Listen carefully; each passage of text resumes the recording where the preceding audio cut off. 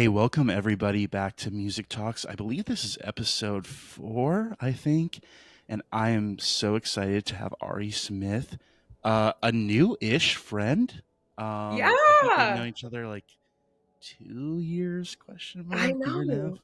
Isn't that crazy? Um, Yeah, like a year and a yeah. half, maybe? Yeah, and I feel like right when we met, I think we started talking about like different music and Yeah. I knew you were a recording artist and had stuff out because our mutual friend Rachel was like, you Mhm. have to meet my friend Ari, she's just like you except a girl. I was like, No, okay. actually, and she told me that too. She was like, I feel like I've known you longer Hmm. because Rachel has talked about you for 4 years. That's so funny, And, that's like, so you were funny. one of her first, like, good friends too Yeah. in Milwaukee, so she's talked about you forever, Hmm. and then she's like, "You guys are the same person, but just different, and you're a girl and he's a guy, but you're, like, the same though?" That was my Rachel impersonation. I hope that's that a, was that's a good Rachel impersonation. yeah, um we're connected. Yeah. So I'm excited to talk to you about music, and at the end we'll kind of talk about your projects, and you can plug whatever you feel like you want as well. Um, Yeah. okay, so question one, like this is pretty open ended, but like, do you want to just tell us, me, and everybody watching, like, what has your journey with music been like? That can be however you want to describe that, but yeah, what does your Yeah, journey with yeah, music yeah. look like? Yeah, so I have always loved singing and always loved songwriting, Mm, more than singing. I think I love writing songs more than I even love performing them. And I wrote my first song when I was in first grade. It mm, was um, about being able to read. And I was like, nice. now I can read and I can do anything. Literally, those are the lyrics. Like I said that. And I recorded it on my dad's, like he had like a tiny Nokia phone. Hmm. And I like recorded it in one of my bedroom. I was like, "Dad, check this out." And he was like, "Great. This is awesome. Like, love it." And I'm like, "Yeah, and I can read." And he's always been really supportive of my journey and of me and then from there from first grade really I was just like writing songs on the playground Mm, and we had a piano and so I'd like write songs and had this like I still have it actually like this like just notebook full mm, of like kid mhm, drawings and like kid lyrics and so I've always loved making music mhm, and writing. I think I was like pushed a little more towards singing and performing mhm. because that's how you get your music out there. But I actually was on the opera musical theater side of things. So Whoa, um, sweet. there was a period of time where people were like, "Your like voice is good, but your opera voice is like amazing." So like they Mm, like pushed me into that. I was in mhm, conservatory. Um, also leading worship at different mhm, places, at school, at church, and like writing and but I didn't get my first guitar until maybe like my senior year of high mm, school, mhm, or like my junior year of high school. So I was never writing on guitar or even touching a guitar mm, until later in high school. So all of these songs lived in my head or on piano, or I didn't really have an outlet for them. And so yeah, so then when I get to college and I'm like writing songs and I have the opportunity to perform in bands and bands mhm, that are playing my songs and mhm. open for other artists Yeah. and be a solo artist. And it was like this amazing 4 years of me being able to really be a singer, be in music, Mhm, have my work out there, have it appreciated, have people sing mhm. my songs and know my songs, and that was really special. And I think that became a lot of my identity was Yeah. like my music and like Mhm, how I perform and my songs and all of these things because pouring out myself into my songs, they're so intimate and vulnerable. And then after college, I started working at my college as a staff member, and I lost my voice for mm, 2 years. I could not sing at all. Like it was, I think I had nodes or something. mhm, I couldn't sing at all. And it really forced me to confront why I was doing what I was doing, how much of my identity was my talent Mm. and talent, or like Mhm. how much of my identity was how people perceived me as the singer. And it was just this really amazing wilderness with God, where he was like, I remember this guy asked me like years prior, he was like, if you could never sing again, would you still worship? Mm. And I was like, yeah, of course, of Mhm. course. Mhm. But really having that time. Um, and so I started to get my voice back actually when I moved back to Chicago like a year and a half ago. Mhm. And I've seen the Lord restore as Mhm. he's promised, and it's really like shifted the way that I view music and the way that I view Mm. songwriting as not just this thing that I'm doing for me or Yeah. just like because or for no reason, but like this like beautiful gift that's on loan, Mhm. and how to steward that well, and the songs that I write. What am I trying to say Yeah. actually, and not just like saying whatever. Mm. And also like finding the joy in it too. Like things don't have to be perfect. Things don't have to be like amazing, like this like super high production value. Like Mm. it's not about that. Being an artist is um who you are, or like Mhm. being an artist is existing even when you are not producing art.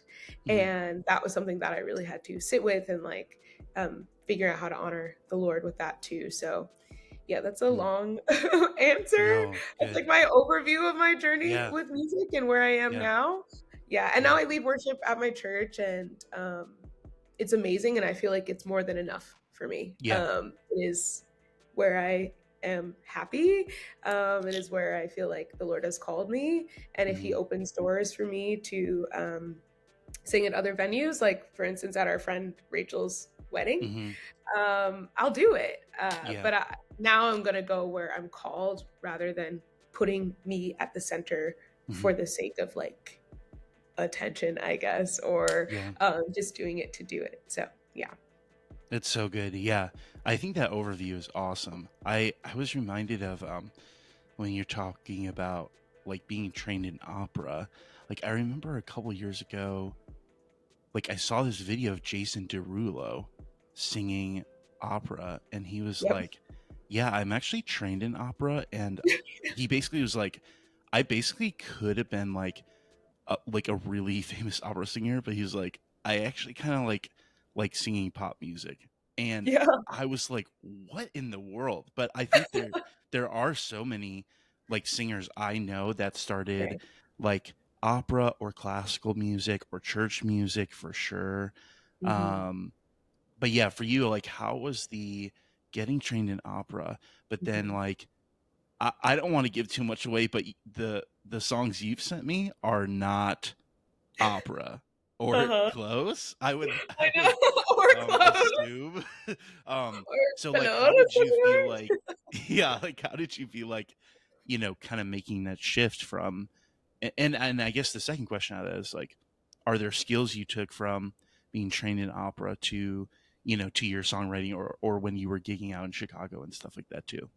Um, yeah, I think classical music gives you a basis that you can use Mm-hmm. anywhere, because I think that the power of classical music is control, Mm-hmm. and the power of classical music is like almost like the discipline that goes into that training. So it's Mm. like every single note that I'm singing, I have to be aware of how this is placed in my body, how this Mhm. is placed in my neck, how this is placed in my throat, like my mouth, like what is Mm. my mouth doing? And now, as someone who is like so many years out of it, I'm such a lazy singer and Yeah. I'm so like lazy. And so then that causes injury. And that Yeah. even with talking, like even as I'm saying this, I'm like, all right, shoulders back, like Yeah. head forward. Yeah.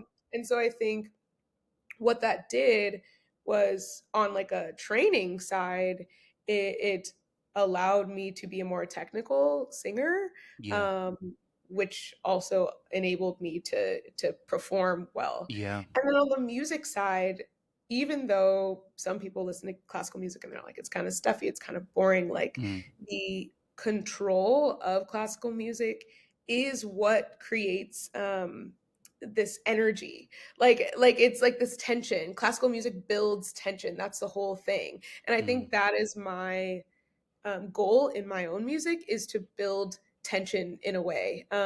Rather that's through the story that I'm telling, rather that's through the actual melody or my actual singing. But like classical Mm. music, it like fills out, and then there's like this tension where you're like, I'm not sure where this is going. I'm like on the edge of my seat a little bit, Yeah. and I'm Yeah. waiting if you really listen for it. So putting that emotion and having to like control the emotion of it too, and then let it go and then come back, Mhm. and then let it go all the way and then come back. Or Mhm. maybe just the whole song is just like teetering on this like very thin line, and then like you can't let it go, and then at the end you just take off, Yeah. and that is the end of the song. Having that training and that background really influences the way that I'm like in my like singer songwriter like indie little guitar vibe, because I'm always thinking about the tension that I'm Yeah. trying to build, Mhm. or the syncopism. I think that's the word. Yeah, like syncopism Mhm. that I'm trying to create in the song. Yeah. And I think also a lot of, or I know a lot of what I was singing was classical music. And then I also had a big stint of my life where I was performing and singing and trained in Negro spirituals, classical Negro Mhm. spirituals. Mhm. So, like, my mom would drag me out to Mhm. every funeral, every nursing home, every like Black History event, every Mhm. church, everything, and just be like, go sing. And so, also a Mhm. part of that is like that took a little bit different. It took a different approach. Yeah. And what it did though was allow me to embody my blackness in this specific realm of music and classical Mhm. music, and have a broader perspective of black music, Mhm. and also connect with my history and myself and my Mhm. identity. And I feel like through classical Negro spirituals, I became even deeper rooted. And the deeper rooted you are, the more authentic your music is and your songs are, and the more Mhm. vulnerable you're able to be. Yeah. So yeah, I was everywhere singing Deep River and Wade in the Water, and I'd Mhm. sing Lift Every Voice and sing a million and seven Yeah. times everywhere, all the verses, all Yep. verses, not just the first verse. Yeah. Um, and I look back on those times, and some of those times were a little begrudging because I was like a teenager and or like a Mhm. young adult. And I look back and I'm like so grateful for that, Mhm. because I was making my family proud, making my history proud, and becoming more actualized as a musician and as a songwriter and as a singer and as a performer, um, because I'm more in touch with myself. So there's a lot of different like pockets Yeah. of how that influences me now. But yeah, now I'm like a little bit more lazy. I'm like Mhm. like I'm not going to like stand at attention, and I'm Yeah. not necessarily singing like that. Um, but the authenticity of my music comes Mhm. from the practice and the discipline, and the self-reflection Yeah. of my classical training. Yeah. That's good.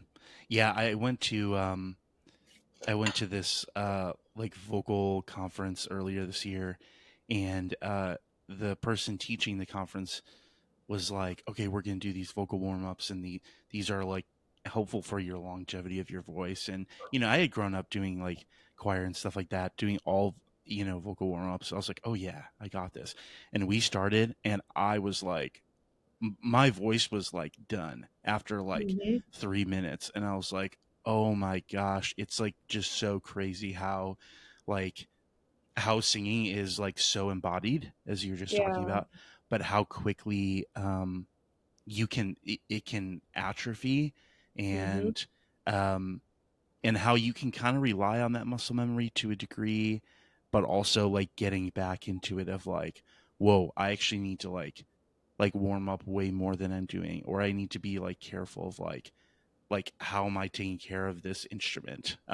Right, right. And viewing it as that as well. So yeah, I loved everything you said. I want to move to like musical influences. So Mhm. when I first started this show, I asked people, I was like, oh, what are your three favorite songs or three favorite bands? And people were like, that's a really unfair question. I was like, I great, know. noted. So I I know. usually ask people like what are maybe some songs that you're listening to right now that you are just in love with, or Mhm. what are some of your like go-to bands um, that you found musical influence from, or that you just love to listen to? Yes. Yeah, and when I saw the question, I was like, "Which direction do I Yeah, wanna go?" yeah, I yeah, don't I don't know. yeah. I think they're 2 different questions, so I'll answer them Hmm. separately, the musical influence part and then, like, who I'm listening to, what I'm listening to Yeah. now.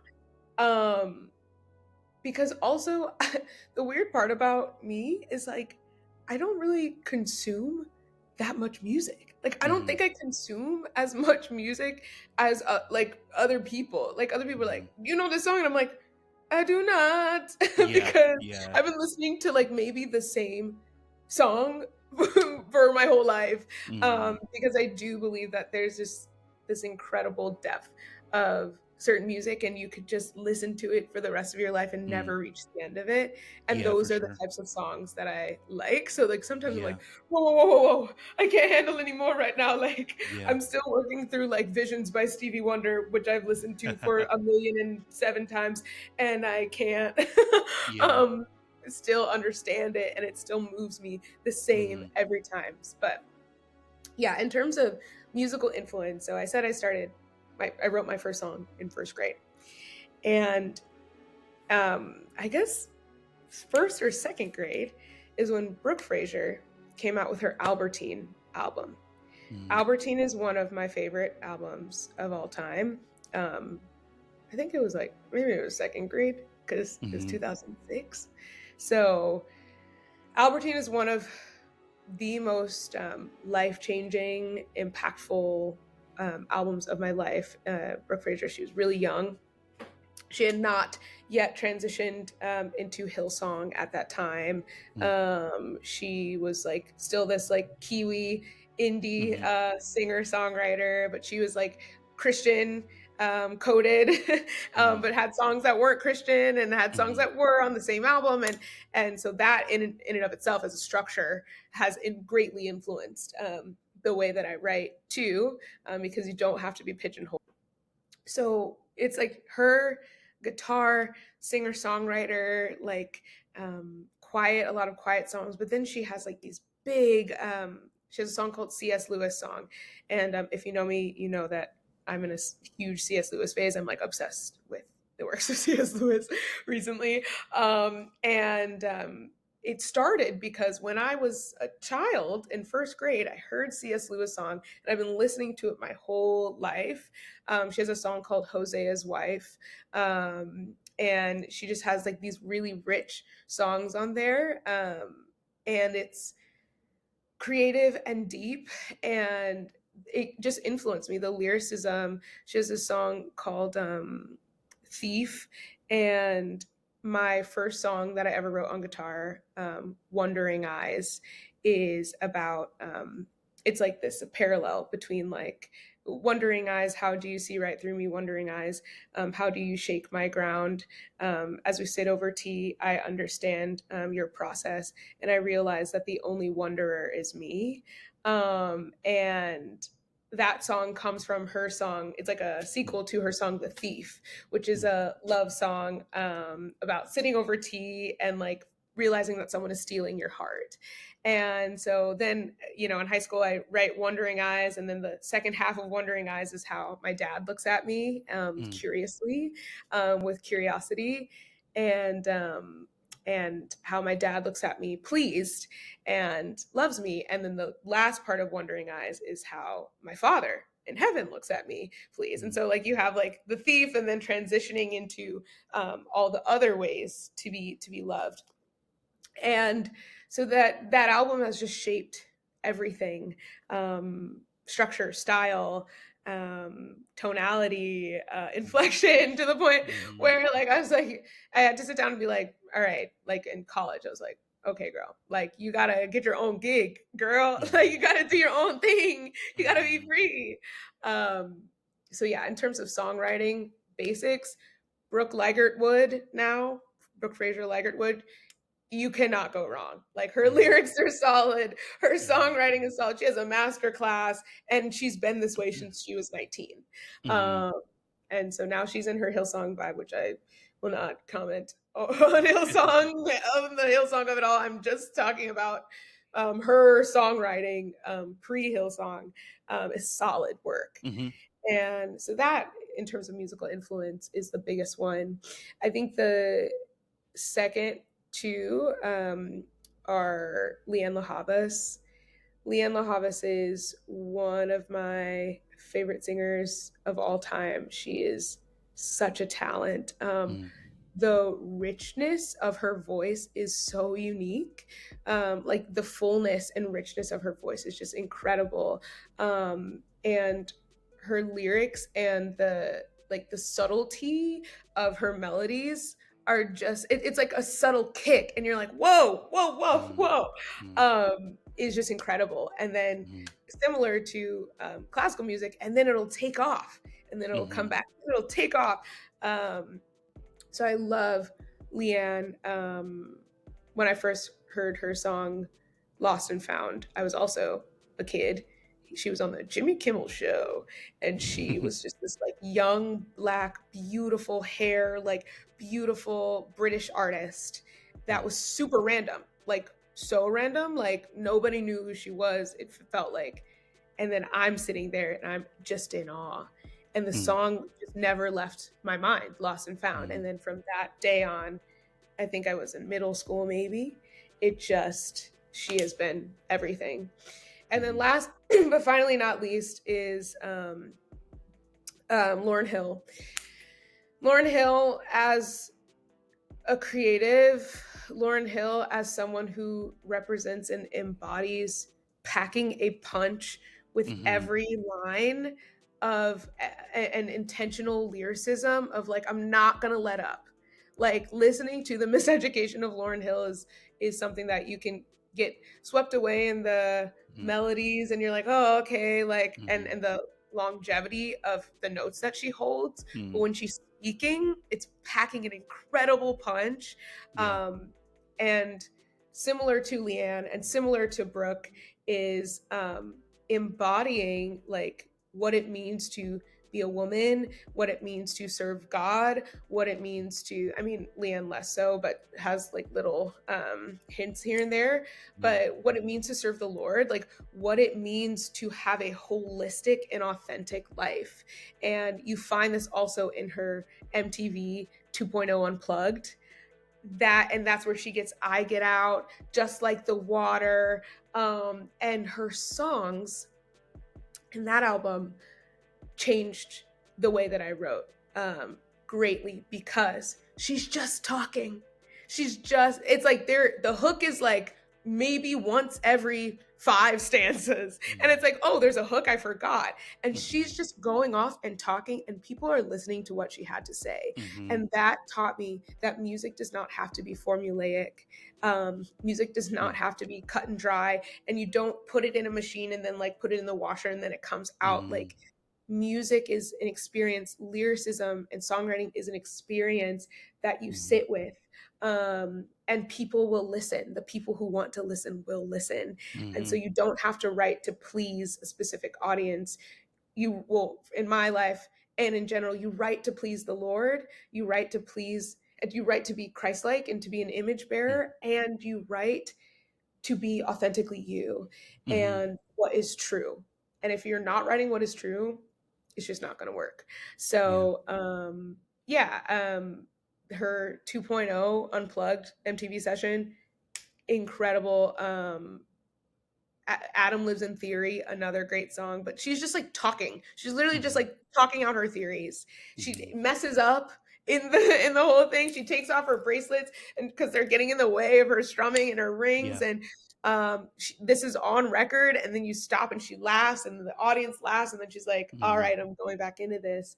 And yeah, yeah, it's all just influenced me a Yeah. lot. So that was, sorry, a mouthful. I'm so No, no, sorry, that was great. editing Dave. No. I'm so No. sorry. No, no, you don't need to be sorry at all. Oh my I god, wanna yeah. make sure we talk about your stuff and plug your music. So, do you wanna, like, let the people know where they can find your stuff? Yeah, what Yeah. you have going on too? Yes. So yeah, I have a Spotify, Ariana Smith, Ariana Smith. And under that I have my like biggest song, I guess, is Nostalgia. It is a 2020 college passion project. Mm, And it's also before I lost my voice. So my voice is much deeper. Also, women and people in general, like their voices deepen as they get mhm. older. So it's also weird for me to listen to it because I'm like, Yeah. baby, like Yeah. little me. But yeah, nostalgia. And I wrote nostalgia during the pandemic, actually about a guy. It just sucks. I hate that like people are like the Mhm. meaning, like what does it mean? And like the Yeah. transitory like process of life. And I'm like, no, it's just like this guy that I was like texting Mhm. during the pandemic that I thought liked me didn't. And then I wrote this song.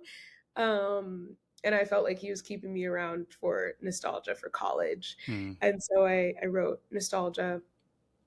And and then I have another song that was like literally a school project. Like it was a project that I was helping a friend in college with, and it's called Bridge for You.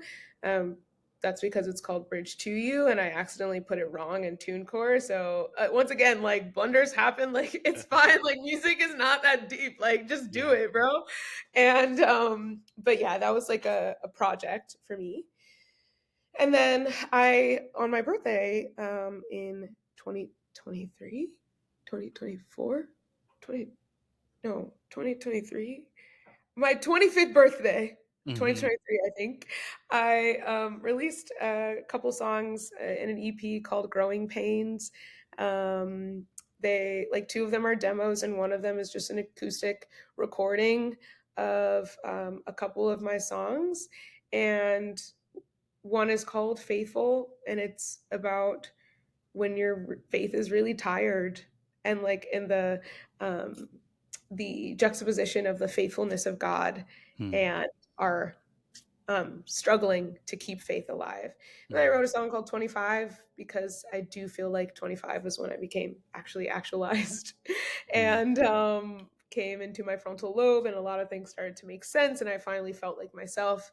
And then Phantom is one of my oldest songs. I've actually had Phantom around since I was in high school, and it's taken many phases and many different lyrics as well too. Mhm. So also don't be afraid to um, change lyrics. But then also I have a SoundCloud, Ariana Smith as well on SoundCloud, and those songs are there, and then a couple other just demos. And then my Instagram, I record a lot of videos on my Instagram. So Mhm. underscore ARIMICHEL underscore Ari Michelle underscore two, where I just post a lot of music and singing videos. But yeah. Yeah, and Growing Pains, that EP is so good. So I'll link Thank all that stuff you. in Your the stuff is so description good. below. Oh, Stop. thank you. You're Thank so you. good. And yeah, okay, single release. Okay. Period. Hey. I appreciate it. Um, Yeah. but yeah, it's all so good, and I think all that you shared is so good too. Like being authentic to yourself in songwriting or whatever you're creating. Is it's interesting because I think that is like a theme that each episode and each guest I've had so far has kind of said that in one way or the other. So I think that's Yeah. just a good reminder for all those artists out there of like, oh my gosh, do I need to do the formula of like what's No. going to be popular? What's going to get the most views or whatever. But it's like, you have something to say, and people out there, even if they don't know you, they need to hear that too. So, Yeah. Yeah. um, And I think it's like if I could like take every little artist like by the face, and it's like once again, it is not about your output. Mm-hmm. Like I'm not gonna go into my rant on capitalism. Okay, Mm-hmm. I'm gonna keep it chill and like, but Yeah. like, but creation is not about output. It's Mm-hmm. about position and a Mm-hmm. posture. We have a posture to create because we are created. And Mm-hmm. so if anyone makes you feel like your output has to be a certain type of way, they are wrong, Mm-hmm. because whatever you produce is good Mm-hmm. because it's coming from you.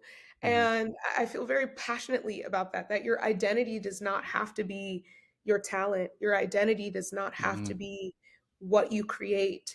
What you create is a what you create comes from your identity, Yeah. not the other way It's around. good.